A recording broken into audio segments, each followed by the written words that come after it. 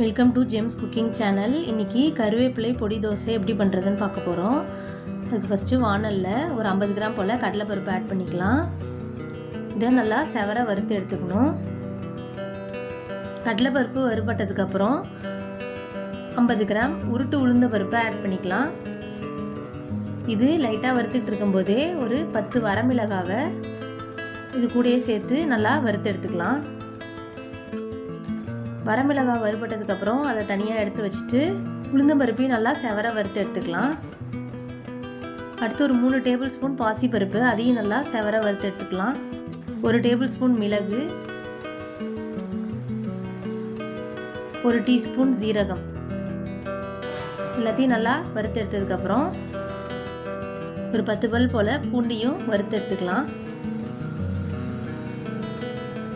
அடுத்து ஒரு கைப்பிடி அளவுக்கு கருவேப்பிலை ஆட் பண்ணிக்கலாம். இதை நல்லா சிம்மில் வச்சு லைட்டாக வணங்கினதும் ஆஃப் பண்ணிடலாம். எல்லாம் நல்லா ஆறுனதுக்கப்புறம் ஒரு மிக்சர் ஜாரில் பருப்பு ஆட் பண்ணிக்கலாம். அடுத்து வரமிளகாவை ஆட் பண்ணிக்கலாம். நம்ம வறுத்து வச்சுருந்த கருவேப்பிலையும் ஆட் பண்ணிவிட்டு ஒரு 1/2 டீஸ்பூன் போல் பெருங்காயத்தூள் ஆட் பண்ணிக்கலாம். அடுத்து தேவையான அளவு உப்பு சேர்த்துட்டு நல்லா கொரப்பாக அரைச்சி எடுத்துக்கலாம். தோசைக்கல் நல்லா சூடானதுக்கப்புறம் ஒரு கரண்டி மாவு எடுத்து ஊற்றிக்கலாம்.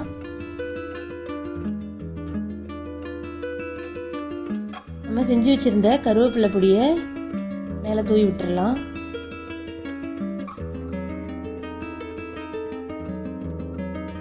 சுற்றி ஆயில் அப்ளை பண்ணிவிட்டு தோசையை 2 பக்கம் நல்லா வேக வச்சு எடுத்துக்கலாம்.